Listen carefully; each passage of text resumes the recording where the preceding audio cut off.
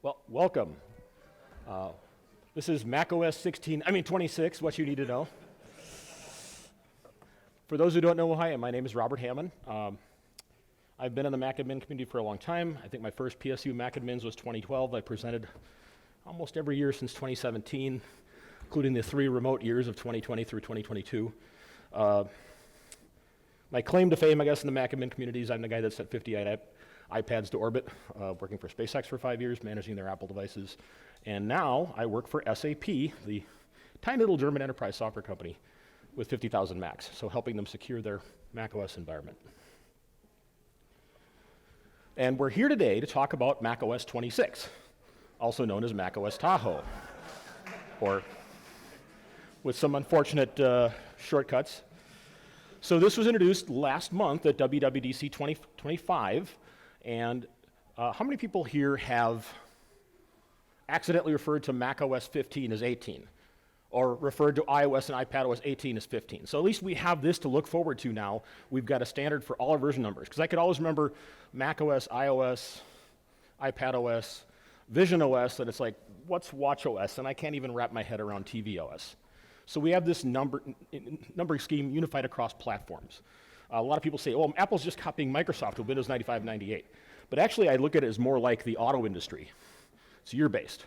You know, the 2026 Chevys come out in fall of 2025. So the 2026 macOS comes out in fall of 2025. And of course, they happen to name macOS it's after Lake Tahoe in theory, but it could be a car. So I'm kind of looking forward to macOS 27 Suburban, macOS 28 Yukon, and especially looking forward to macOS 29 Escalade. But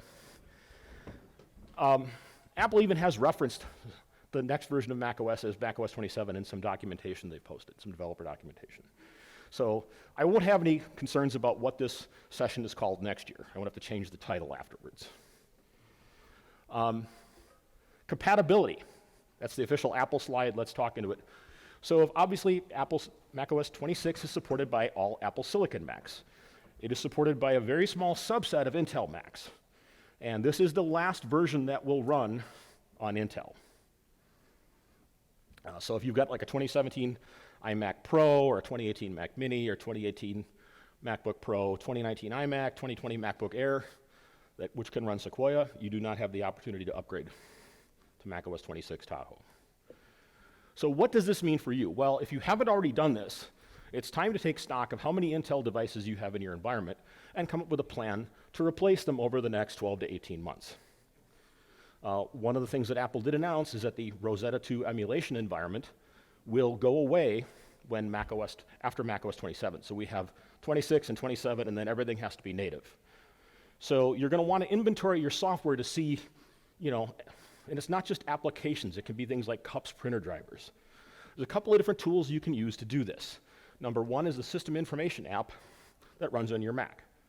If you look under Software, and you sort by kind, you'll see there's a few Intel things. There's an app called Disk Inventory X, a fax driver, which happens to be from HP, Forescout Secure Connector for 802.1x authentication, raster to fax, another print thing, YubiKey Manager, which is actually, there's a replacement for that. So, you'll want to find a way to identify your Intel software and start talking to these vendors about if they're going to offer fully native drivers. And if they're not, then you've probably got a couple years to plan to replacing these peripherals or applications. Back evaluation utility can also do this. So we'll start out a little bit talking about consumer features in the OS. Very unfortunate play button. The biggest thing and the most controversial thing is the new Liquid Glass user interface, unified across all OS platforms. So your Mac, your watch, your phone all have the same styled interface. This got a lot of negative feedback, and people who are giving that negative feedback fail to realize this is a pre-release, number one, and that Apple will continue to make changes, number two. And you've seen the changes across the beta versions. As they said in Battlestar Galactica, all of this has happened before, and it will happen again. If you lived through the iOS 8 redesign, you saw how it continued to be tweaked throughout the life cycle of that and future OS revisions.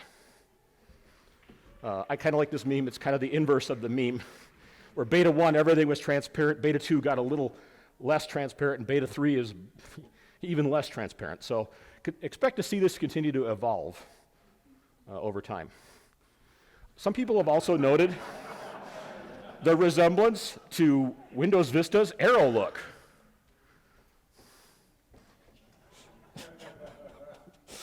So,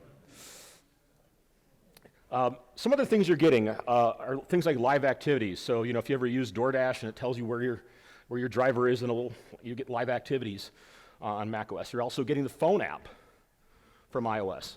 And a couple of new features in iOS 26 are things like call screening, which I expect most people who are neurodivergent are going to turn on, who don't like to talk to people on the phone, where basically, if the number is not a contact they're going to have to identify who they are, and then you can decide whether you want to answer the call or not. And for those who have to do things like call companies and be on hold, there's the new hold assist thing where it'll basically, you don't have to pay attention. It will pick your phone, or the phone app will pay attention for you, and then prompt you when you're about to get online with a person. The journaling app also comes from iOS, iPadOS. Big change, Launchpad is gone.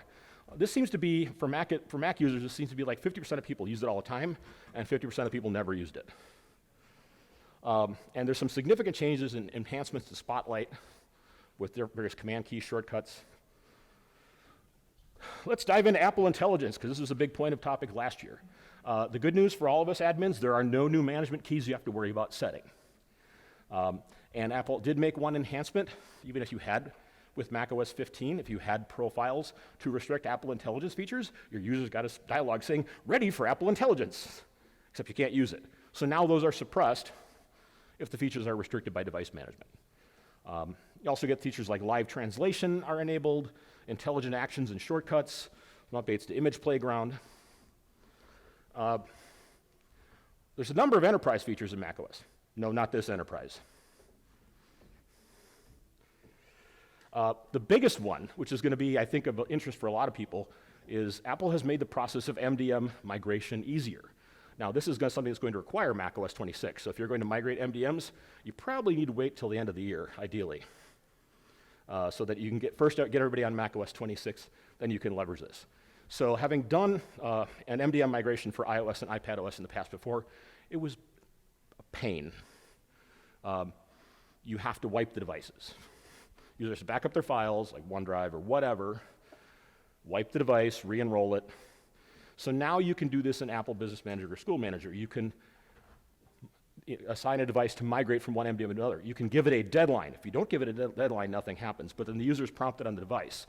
And if they go beyond that date, they get forced migrated.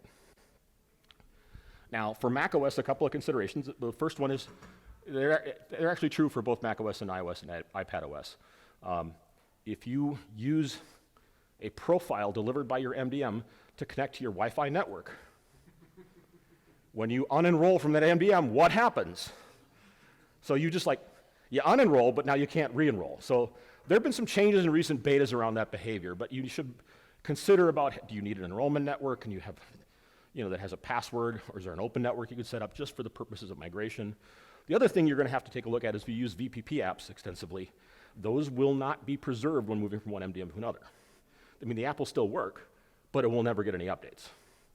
So you're going to have to come up with some method to uninstall your apps and let users reinstall them later. So it's not completely painless, but it's still better than wiping the whole device.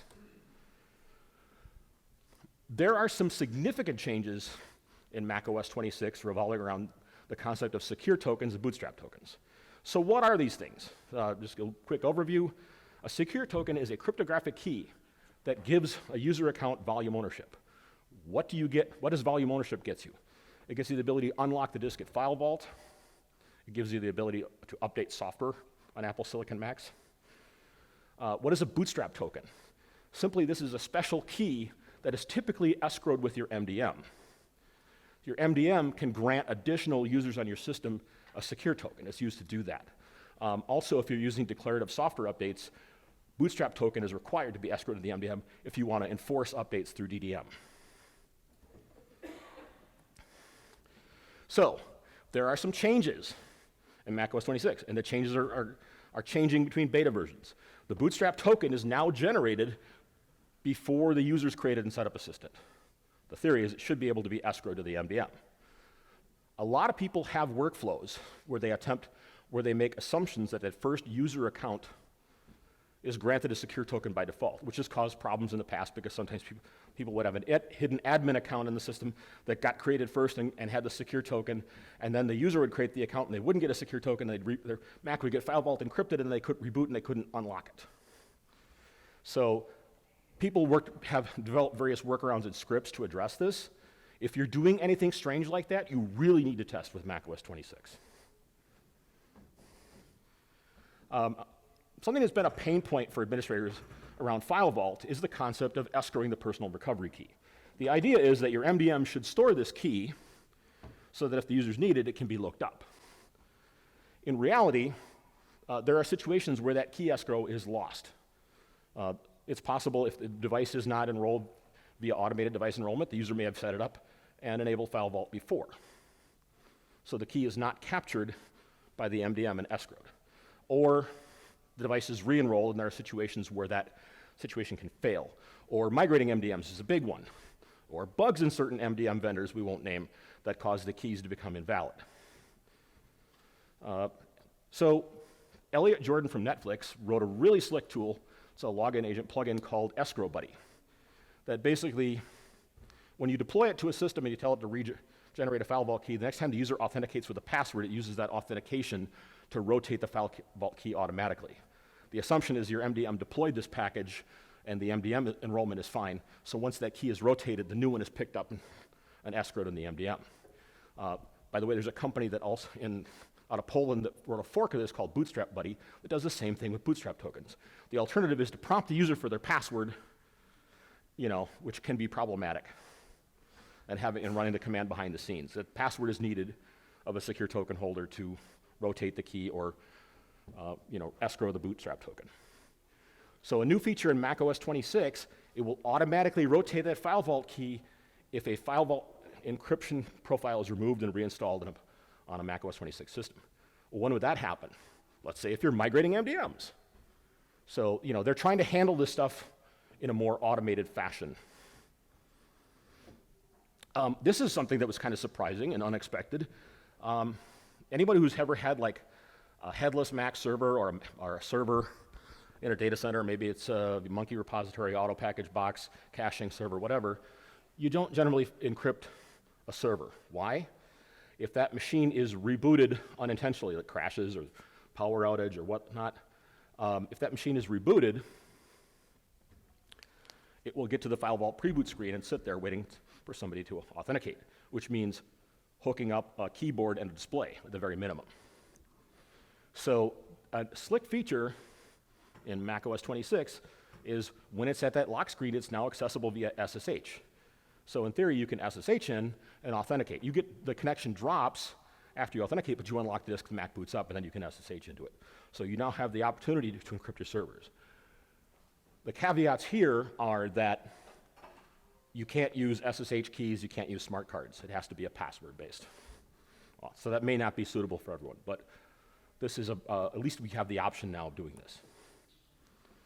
And it wouldn't be a new macOS version without more prompts. So the biggest one are dialogues that applications or processes running in the background. So this is like the first thing that Ben's like, okay, how do we suppress this? And of course, the answer at beta 1 is you don't.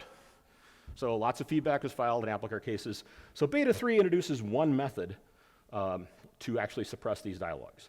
And it revolves around the background task management controls, which were introduced in macOS 13. Remember when everybody watched the macOS 13 keynote and Apple showed how you could turn off launch agents and launch daemons? And every Mac admin went, oh, bleep. So Apple added basically 4 different criteria you could use to suppress these, the user's ability to change these things.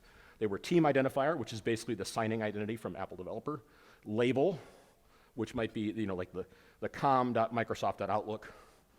Label prefix would just be like com.microsoft, and then bundle identifier, which would be com.microsoft or whatever. So this is another thing that's changing in the macOS 26 betas, and you need to test.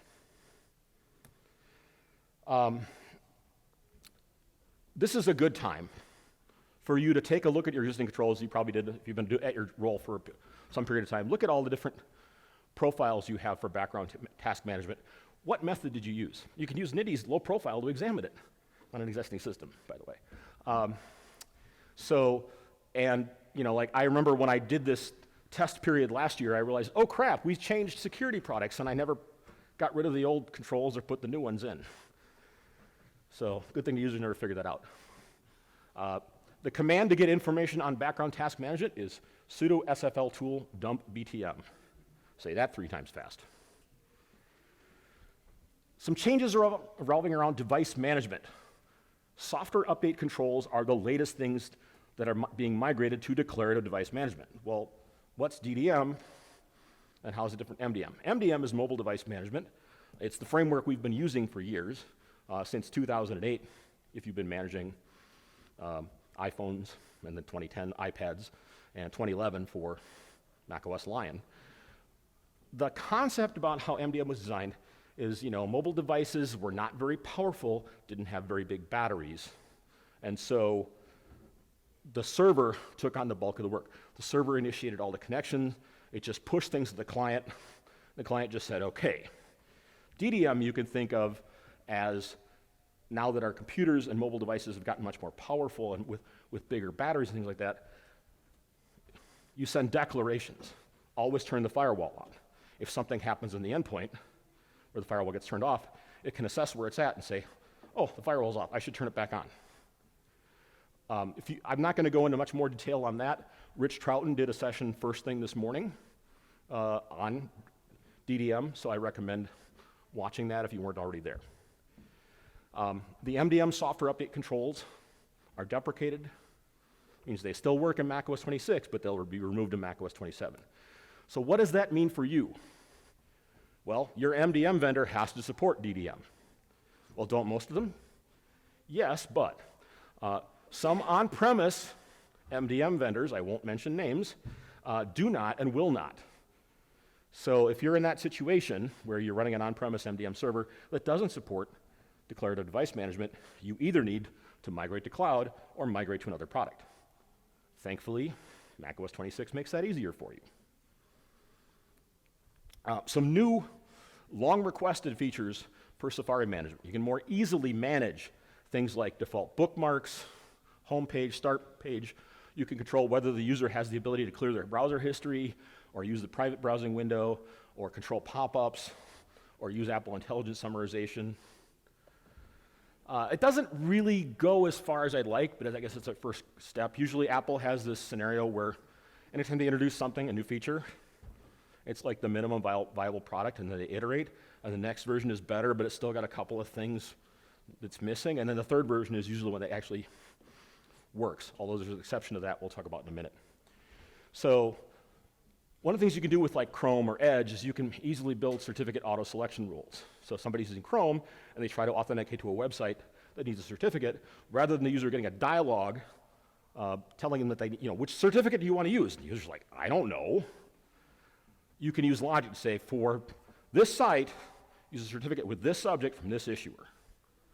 So that would be great to have. It'd be also nice to have some more granular controls and Safari extensions. There are some improvements in macOS 26 and iOS and iPadOS 26, but they're not there. How many people deploy MDM profiles at a user level? Most of them are system level, okay? So this is something that a lot of people don't understand the difference in. There is something called user channel MDM. It only exists for macOS. It doesn't exist for iOS and iPadOS.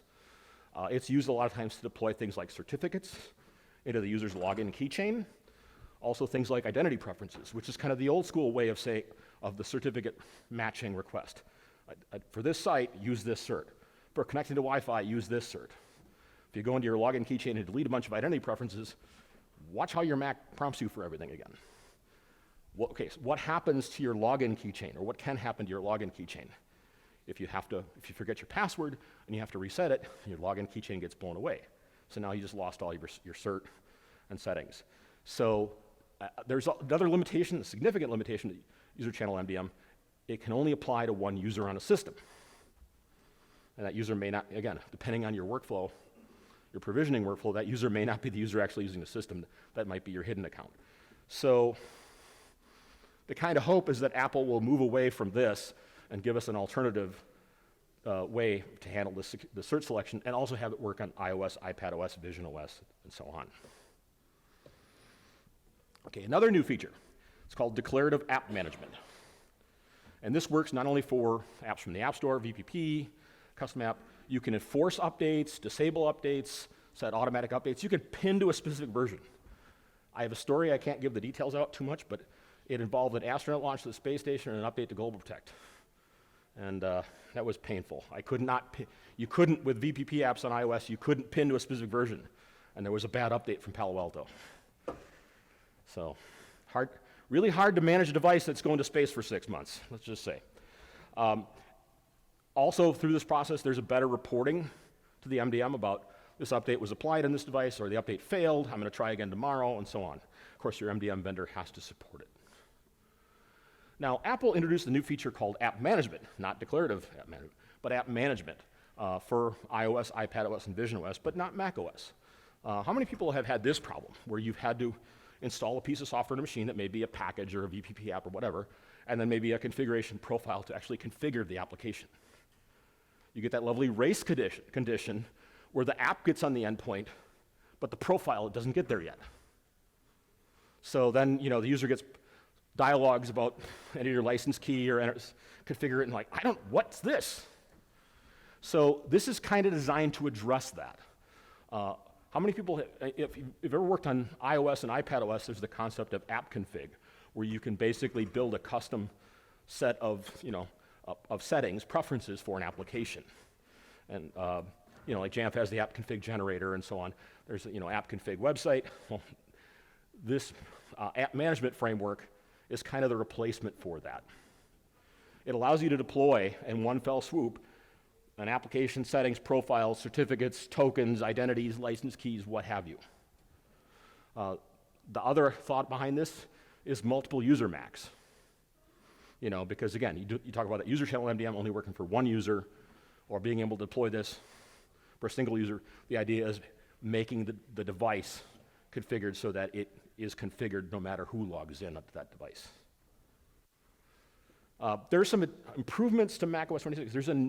There's a new content filtering option in macOS, iOS, and iPadOS 26. Some people may be familiar with tools like Cisco Umbrella, which do this, which can make sure you don't go to naughty websites or things like that. This is more privacy preserving in that the actual determination if it's allowed happens on the device. So the URL is never actually sent to the content provider. But of course, applications have to be written for this. So if you work in a school and you've got a content filtering solution, you may want to talk to your vendors about when they're going to support content filtering from macOS, iOS, and iPadOS 26. Okay, one of the big changes in macOS revolves around platform SSO.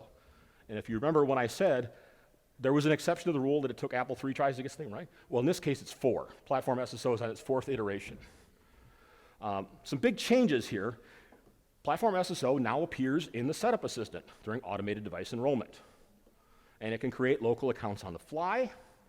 If you're using managed Apple accounts, you've federated your domain with Apple Business Manager or Apple School Manager, it can even automatically sign you into iCloud with that managed Apple account, as long as you're not hiding the iCloud setup pane. So, Platform SSO, you can use this as, you can either sync the local password on the Mac with your identity provider, or the more secure solution, the way that both Apple and Microsoft are trying to steer everybody, is to use the secure enclave on your modern Mac. And then, so what do you do then about, in theory that's more secure, it can't be spoofed, hacked, whatever. What do you do about password sync? Because then people, have 2 different passwords. So the recommendation is you treat your Mac like an iOS, iPadOS device, and you assign it a PIN, a passcode profile that allows for like 6 characters. So, I unlock my watch with 4, I unlock my phone with 6 or 7 characters. So you do the same with your Mac, rather than having a password. And hopefully that gets around all those, I forgot my password and have to reset, and what's my file vault key tickets that you get. You can also sync your photo from the identity provider. One of the things that Platform SSO now allows for is multiple user accounts, multiple logins. So first of all, you have authenticated guest mode. where, if this is enabled, anybody can walk up to the machine and log in, as long as they can authenticate against their identity provider. If they can't get online, they won't be able to log in. The negative here is that all files are deleted at logout, which is the way a guest account normally works on macOS. They also have a new feature called tap to login, where you can use your iPhone, an identity cert on your corporately issued iPhone, and a badge reader connect to your Mac and tap to log in with that.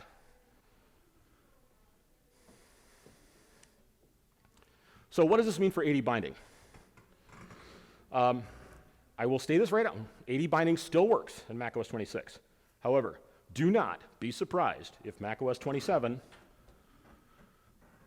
removes it, that functionality. If you're still binding to Active Directory, you should be looking at Platform SSO. Also, if you're using Kerberos SSO for authentication and password sync, you should be looking at either Platform SSO or extensible SSO like Microsoft SSO, for example. That will go away at some point, but I know there's a very strong desire inside Apple to get rid of 80 binding completely. A few other miscellaneous changes. There's a new recovery assistant that occurs when your Mac doesn't boot up correctly, like you tried to upgrade to macOS 15.4 or 15.4.1.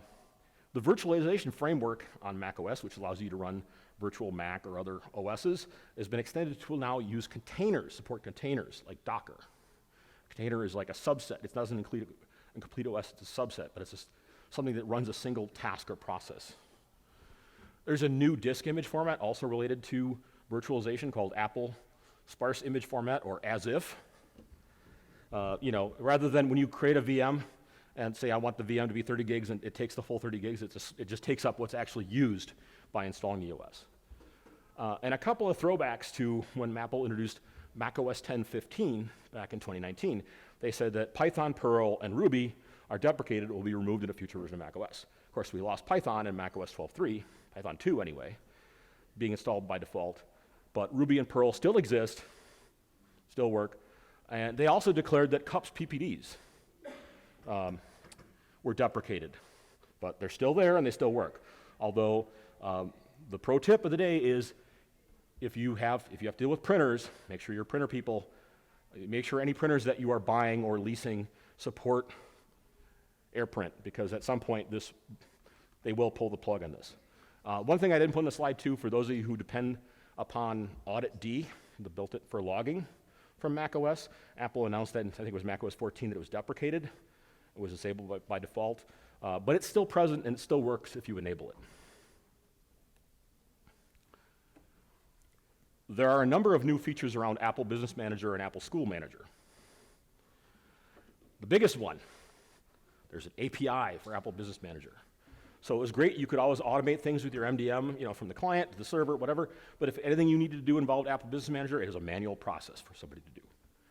And Apple Business Manager has a lot of information behind it, but there's only a limited amount of information available through the interface. So the great news is with this API, you can access more data in a programmatic way. The administrator for your organization has to create that API account, and you have to script like the authentication and so on.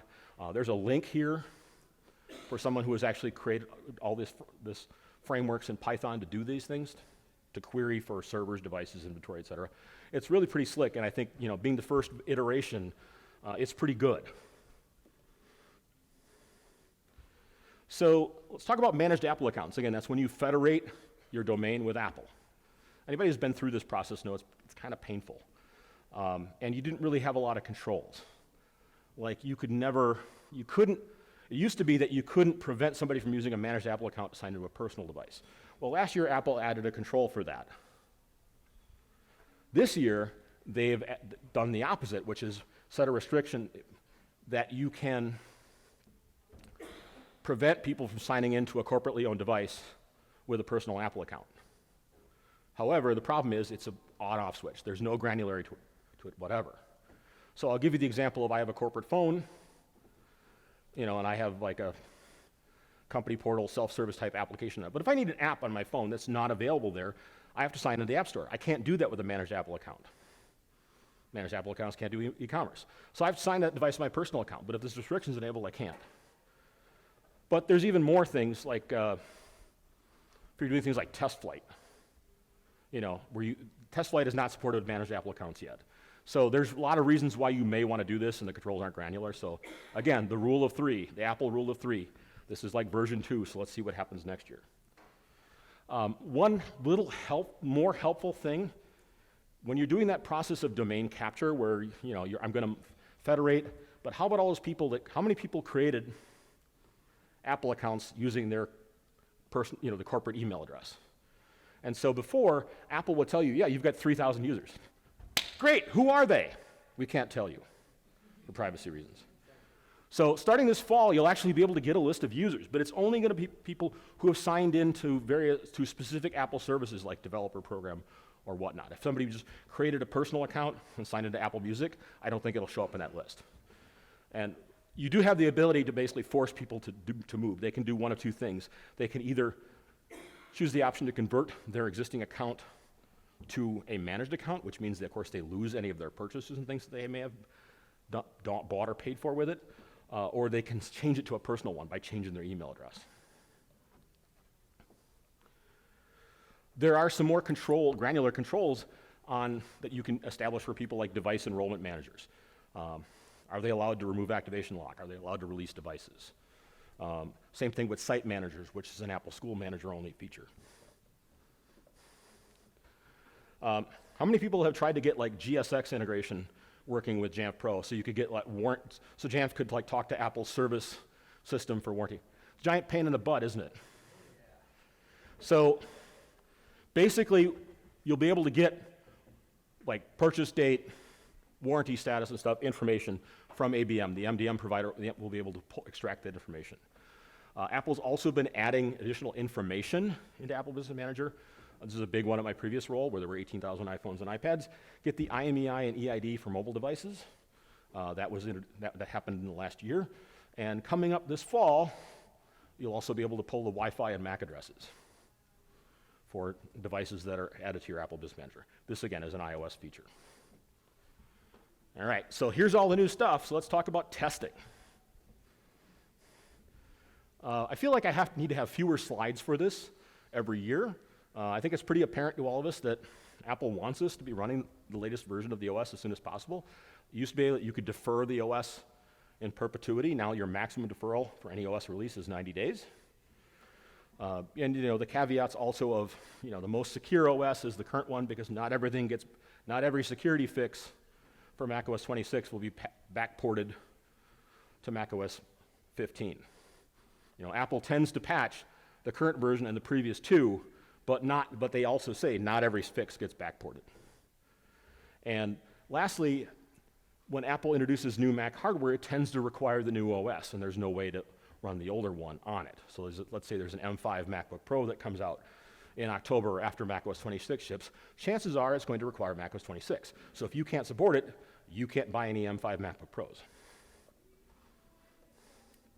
Okay, this is my standard spiel. Before you start testing, have really good documentation. Have a document that describes what happens in enrollment. I enroll the device, a hidden user account is created, the user creates an account, they're an admin or not an admin, we deploy this software, we run these scripts, we deploy these profiles to do these things. What is done and why. What software is installed by default, what software is optional, the user could install. If you're a larger organization, you may have the concept of app owners. So who is the person at your organization responsible for Microsoft Office across platforms? Who is your person responsible for your VPN software or your AV software, security software? So identify these people and make sure they're involved in testing. A few words about testing resources. And if you are not on MacAdmin Slack, you are missing out. In particular, there's a few channels that are super helpful to you. Because the macOS versions are under NDA, they're generally not discussed in public channels. So there's a private channel available for people who have access to Apple Business Manager or Apple School Manager. If you go to the #Appleseed channel, you will be able to, the instructions there how to contact one of 4 people and provide documentation that you have access to Apple Business Manager or Apple School Manager. Once you do that, you'll be added to the private Appleseed channel where there's a lot of discussion of all the betas. There's been discussion about various bugs and features and things that are broken in beta 2 and beta 3. That's super helpful. There's also the Apple feedback channel where people will post some of the public feedback. If it's private feedback related to the betas, it's usually posted in the private Appleseed channel. And then there's also the very useful channel Apple Dev RSS, which anytime it is an RSS feed, that anytime Apple releases a software update, whether it be a beta or a release, that channel is updated. So boom, that channel I have starred in Slack and it's right at the top. So if that channel lights up, I'm checking to see what Apple just released. Oh look, 15.6 dropped. No, it didn't. There is a general cadence to these betas. They roll out every 2 weeks. So, they had the first one at WWDC. 2 weeks later, we had beta 2. 2 weeks later, we had beta 3. Next week, we should see beta 4. The betas usually come out Mondays, Tuesdays. When you're undergoing the new OS testing cycle, this is a good time for you to kind of reevaluate what you're doing, because you may need to change things because they're no longer supported or not working correctly. But what software you deploy, a bigger one is what controls you implement and how you implement them. I'm a big fan of the macOS Security Compliance Project. There have been several presentations over the years here about it. It basically allows you to build your own security baseline, and then will actually generate the profiles and scripts that will let you set those settings as well as check to make sure they meet those criteria. Now, in order to do that, a lot of times you need to have more granular controls. You may have a single restrictions profile that does things like airdrops allowed, Apple Intelligence is allowed, but then somebody asks you, okay, well, we need to be able to disable Apple Intelligence for these people, this team, and we need to be able to disable airdrop for these people. And so it's like, okay, well, I'll just dupe that profile and turn those things off. And then you suddenly get into this smorgasbord of like, okay, I have this original profile, then a dupe one that allows this, then I have this dupe one that allows this and this, but enables this, and I have been there, it's a mess. So, I've seen this in environments. A single common settings macOS profile with 43 payloads. Don't do that. Make your profiles more granular. Take this opportunity to investigate macOS Security Compliance Project. Take a look at the requests you have from compliance and security and see about splitting your profiles up in a logical way. I have an airdrop on profile and an airdrop off profile. And I can then scope it to various groups, static or dynamic, whatever works for me. Eric Boyd told me to tell you this. In the Feedback Assistant app, which we'll talk about later, there is a 2025-26 Appleseed for IT infrastructure survey. I took a look at it and I'm like, okay, I'm a remote worker and I have no idea who our Wi-Fi vendor is. So, I got to talk to this person. It's like, you just do your best. So, how do you get access to the beta? Well, Appleseed for IT. Make sure you go to beta.apple.com/4-IT. The URL used to be beta.apple.com/IT, which if you visit, it will change the language on all your Apple web pages to Italian. So don't do that. And you will want to sign in with your managed Apple account, the managed Apple account that you use to access Apple Business Manager or Apple School Manager. On that site are things like the What's New document that covers a lot in detail, a lot of the things we're talking about in this presentation. But there's also things like there's test plans. They've really done a nice job this year with the platform testing template. They've also introduced a couple of things rolling in the new features like device migration and API. So how should you test? Well, the old school way was we run virtual machines and we faked a serial number, we could automate. That's not really functional anymore for testing things like automated device enrollment, because Apple put some limitations on that.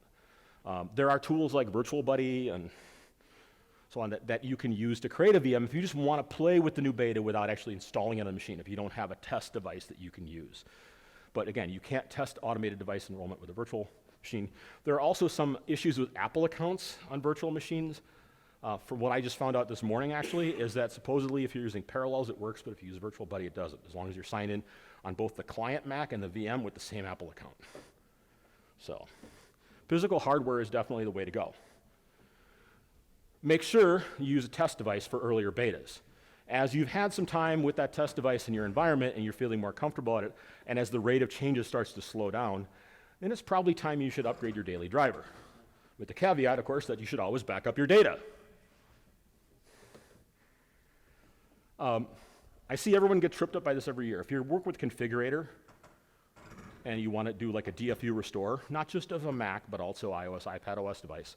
So you're running macOS 15 and you're trying to install the beta on a device, and you get the IPSW software and you try to install it and it fails. You're missing the device support installation package. How do you get it? It's in the Xcode beta. So the pro tip is anytime a new OS beta comes out, like WWDC, download the Xcode beta first and install it on your macOS 15 system, or whatever the current OS is, and then proceed to do your DFU restores and stuff with Configurator. There's a couple of different ways that you can deploy, that you can get a device enrolled in beta without doing the DFU restore. Like I want to upgrade my daily driver. The one that we're all familiar with is, as long as it's not blocked by a restriction, because you can block beta updates with the current software update controls, you'll be able to sign in using that managed Apple account into system settings, general, software update, sign into the beta program, and then it'll prompt you what beta program you want to sign into. And of course, you'll have developer, Appleseed for IT, and public. And no matter how many times I document and tell people, use Appleseed for IT, invariably somebody's like, oh, I'm on the developer beta. It's like, no, use Appleseed for IT. A new feature that Apple announced last year and actually implemented in macOS 15.4, you can actually deploy a configuration profile which puts the device in the beta without having to do the sign in. So I know that Intune supports this, Jamf supports this. Haven't had an opportunity to actually do this yet.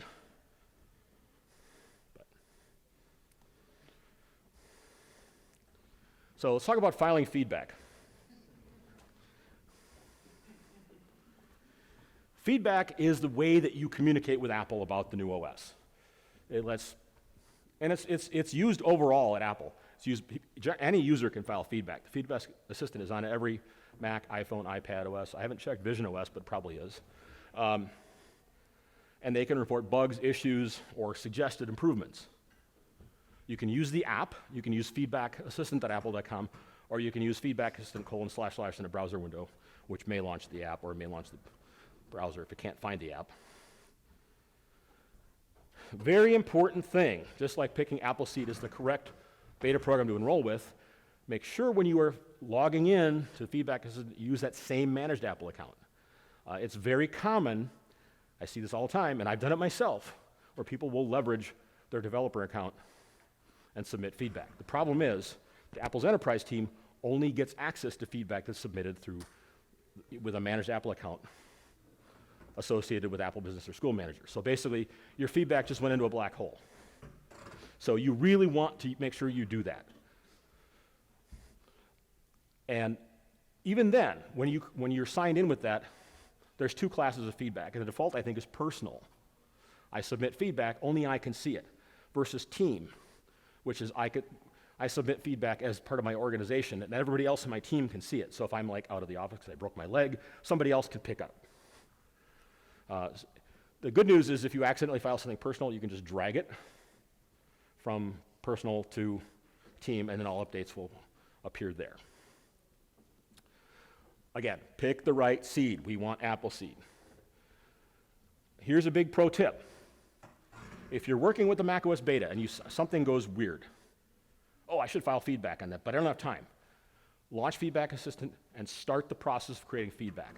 Because what happens when you do that is, in the background, Feedback Assistant will build things like a system profile or a sysdiagnose, which is basically a diagnostic log file standard that Apple has developed. It'll start collecting that information and attach it to your document. Even if you don't submit it for a day or a week, at least you did it as of the time that it happened, and it's going to be a lot easier for Apple to look at the logs. Because if you don't file feedback for a week, there's a good chance the logs may scroll off. So starting that right away is important, even if you don't submit it. Give it a good title. Writing tools is actually fairly helpful for this. I've been using it to help make concise or rewrite this for me. Another pro tip, when you're filing feedback, it'll prompt you, what area are you filing feedback on? Device management. Well, I want to talk about this, but there's nothing here that really matches. I'll choose this option here, something not on the list.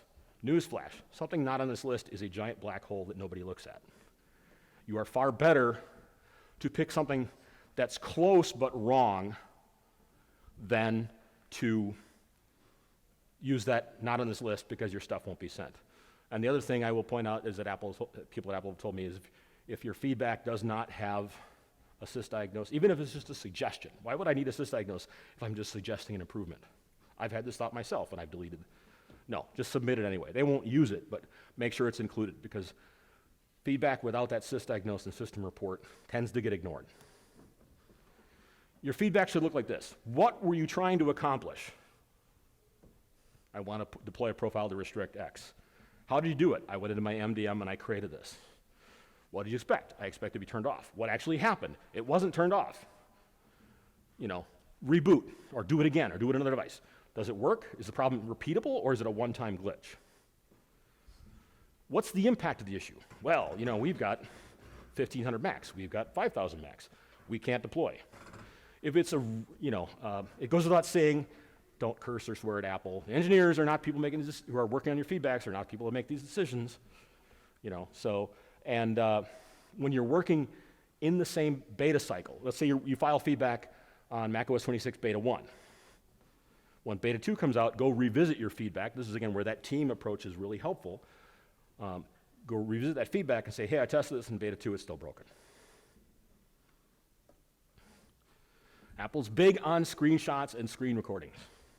macOS has natively built in the ability to take screenshots and screen recording. Command Shift 3, Command Shift 4, Command Shift 5. Pro tip with screen recordings is use Handbrake to reduce their size. Just use the defaults in Handbrake. It works really great. When you're doing screen recordings, however, make sure you're not displaying stuff that has like social security numbers, emails, addresses, etc., just in case that information gets leaked. Now, if you have AppleCare for Enterprise, oftentimes your Apple account executive or system engineer will say, hey, file an ACE ticket on this. Well, actually what you should do is do the feedback first, because when you file an AppleCare ticket, what usually happens? You create the ticket, and then like the next day the email says, can you send me a sysdiagnose? Okay, and then can you send me a system report? Okay, so you're like 3 days into it now. Whereas if you start by creating a feedback first and submitting it, when you create that AppleCare case, you just reference the feedback, and that sysdiagnose and system report are already included. So you've cut out a couple of days of time in that. If it's a critical issue, like, hey, we can't deploy macOS 26 if X doesn't work, use the keywords deployment blocker in your title. Note that you can't use deployment blocker after macOS 26 ships. It's usually only available or only a concern when you are, when you're in this new OS cycle from June to like September. And I actually had this where there was some discussion on Slack about a certain bug or issue in macOS. I submitted feedback. I didn't mark it as deployment blocker. 2 other people duplicated my feedback, submitted as deployment blocker. They got responses right away. I didn't, but that's okay. So they definitely pay more attention when you put deployment blocker. If something is really bad, you can do what's called voice of the customer. You'll have to engage your Apple SE. This is kind of like using a hand grenade. Use it judiciously and don't use it often, because it gets their attention. I absolutely cannot deploy macOS if this doesn't work. Now, we talked about feedback in the same beta version of OS, but let's say you file feedback for an issue or a suggestion on macOS 15, and it never got addressed. Now that macOS 26 is in beta, go back to your old feedbacks and file new feedback saying, hey, I filed this feedback on X, macOS 15, it wasn't addressed. I'm testing macOS 26, it's still not addressed, because they tend to not look at things on associated with the previous OS. They're not on their roadmap. Also, don't be surprised if Apple doesn't respond to your feedback. They may not have anything to say. They may already know about it. They may have plans to do it. They may, however, if they do respond, you want to get back to them immediately. They ask you to try the latest beta, or did you try doing it this way instead? So monitor your inbox from. Sorry, I think we. The standard tagline: the best time to begin testing and filing feedback on macOS 26 is yesterday. The second best time is now. And that is the end of the formal session. So please be sure to fill out feedback.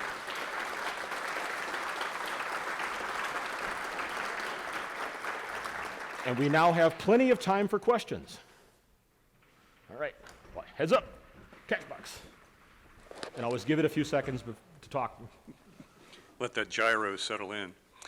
I'm awaiting final confirmation from my manager on this, but in regards to the issue of getting a blank CSV when you're going to manage the Apple accounts, just finding out how many, not who.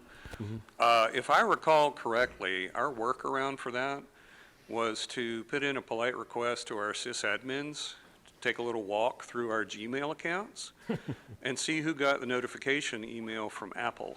Yep.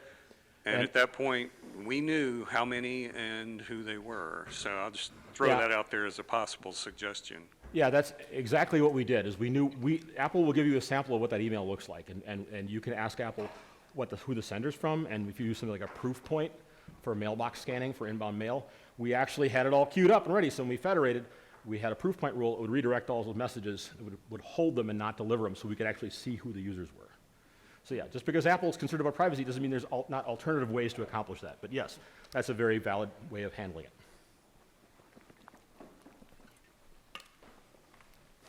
Got somebody over there. You were talking about how MDM is going to be sunset or deprecated in the next macOS version. So For anyone, some controls. well, not so everything. some controls. Right, like software Gotcha. update is the big one. Yeah. So you said any on-prem servers aren't going to be able to support DDM. Declarative. So like on-prem Jamf Pro servers. Certain vendors. I won't Okay. mention the name, but you just did. Okay. But so will Jamf Pro continue to function? You will not be able to manage software update. Okay, you will not be able to Yeah, manage like, software update. There are some Apple intelligence controls around writing tools that are DDM only. So if you're in that situation where your on-prem doesn't support it, you can't manage those features, is what it means. Gotcha. So But software updates is the big thing that The you won't be software able update is to the big thing manage. that's coming next.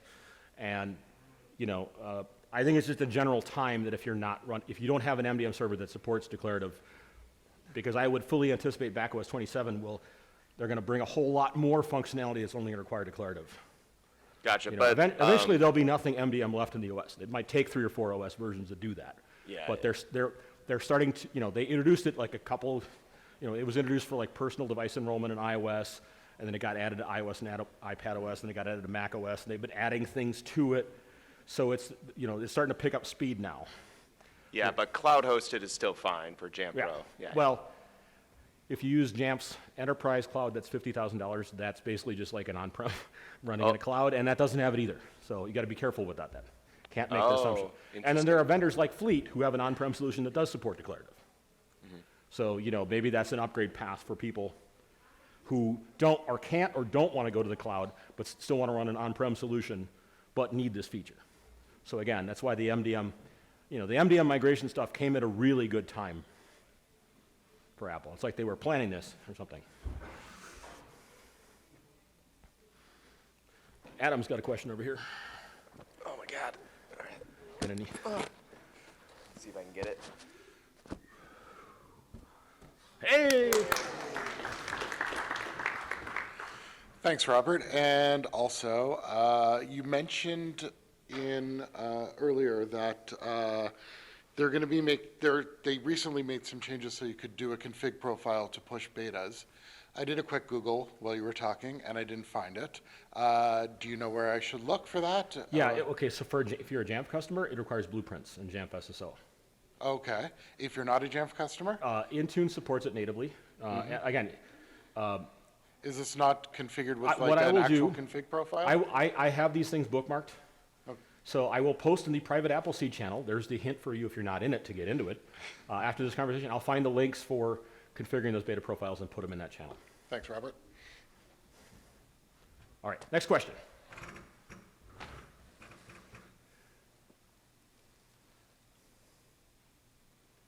There have to be questions. Don't hesitate to ask something. The only stupid question is one you don't ask. Damien's got one. Let's test.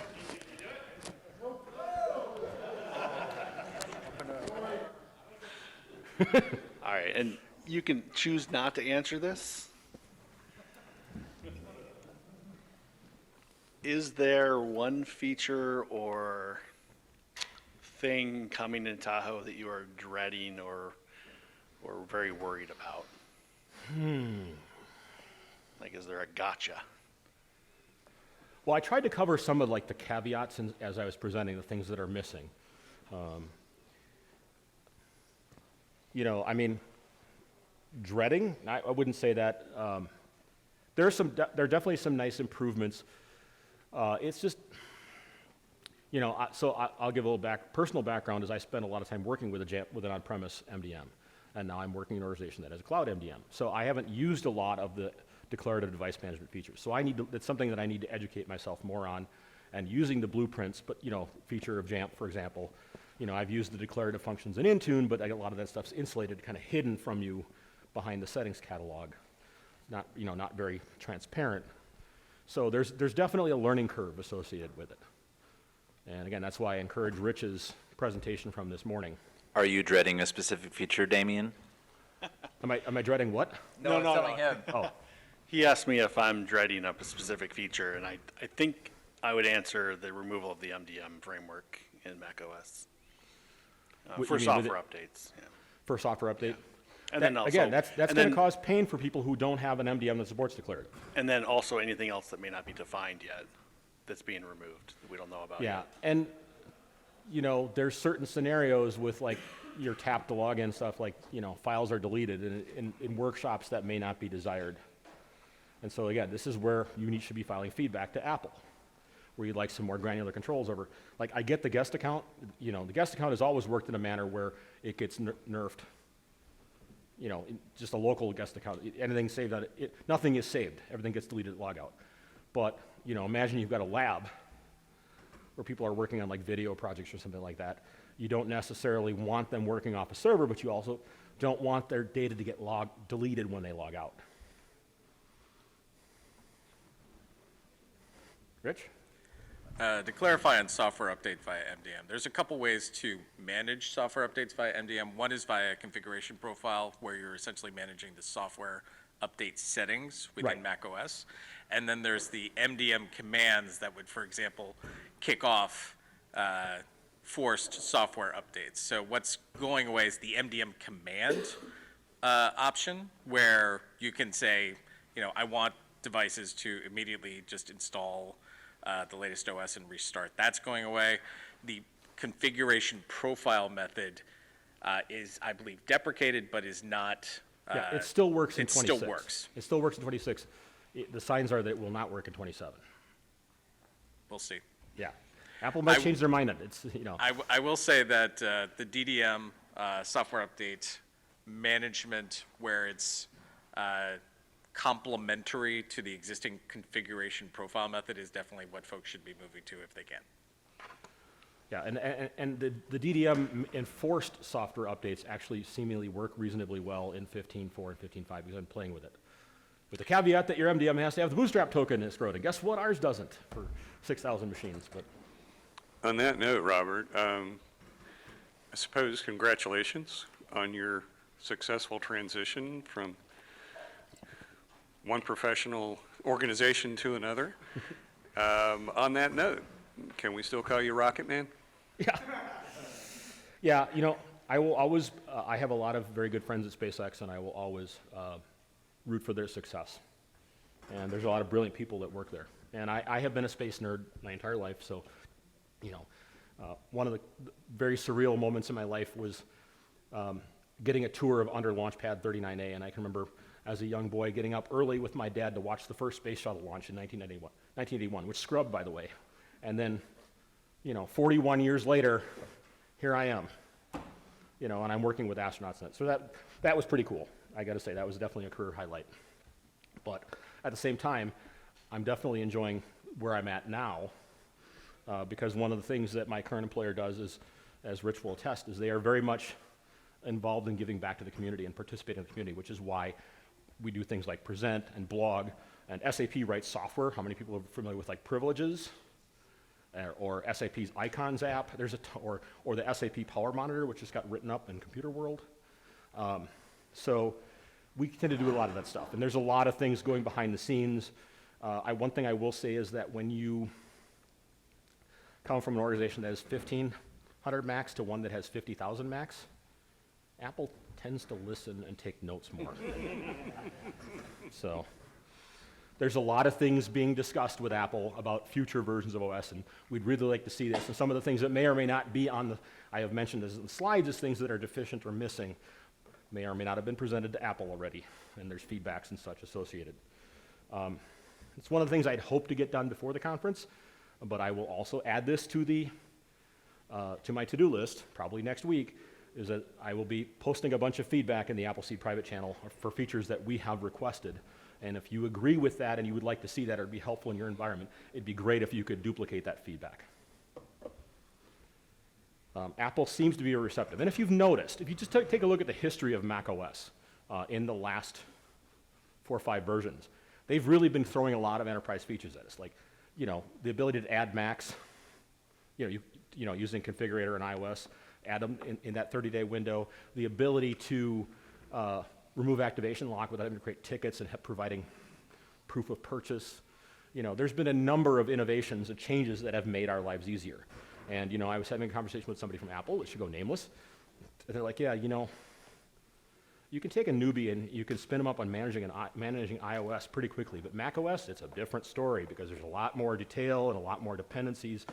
He's like, and our goal is going to be to try to get macOS to be much easier to manage and also much easier to use because that's what attracts people to the platform.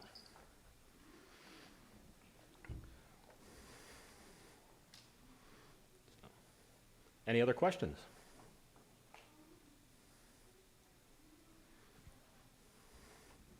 Okay, and we can, I'll have WPSU kill this. So my own personal theory about why we see those background dialogues is that Apple's going to introduce a low-cost MacBook, not Pro. Maybe using an A-series processor and a much smaller battery. If you had something like that, you know, a machine that's designed to be entry level in an organization that somebody can run PowerPoint on, that can compete with that $850 HP laptop, a lot of companies would eat that up. So. Yeah, I heard about that. Right, thank you for your time.